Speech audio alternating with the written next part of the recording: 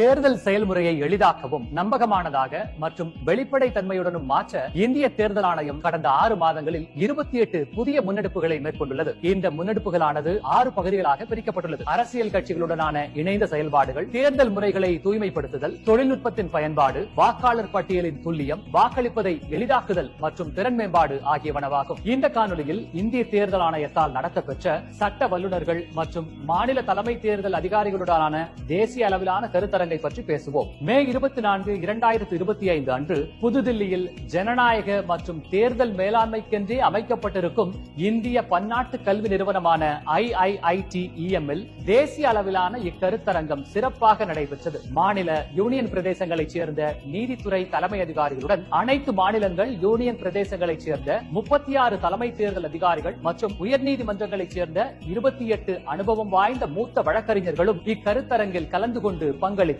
இச்சட்ட கருத்தரங்கம் தலைமை தேர்தல் அதிகாரிகள் மற்றும் நீதித்துறை சார்ந்த அதிகாரிகள் கலந்துரையாடவும், தேர்தல் வழக்குகளுக்கான நடைமுறை சட்ட தீர்வுகளை கண்டடையவும் வலுவான தளத்தை உருவாக்கியுள்ளது. அடுத்த காணொலியில் இந்திய தேர்தல் ஆணையத்தால் மேற்கொள்ளப்பட்டுள்ள பிற முன்னெடுப்புகளை பற்றி காண்போம். இதுபோன்ற இந்திய தேர்தல் ஆணையம் தொடர்பான மேலும் புதிய தகவல்களுக்கு எங்களது அனைத்து சமூக ஊடக தளங்களை பின்தொடரவும் மற்றும் சப்ஸ்கிரைப் செய்யவும்.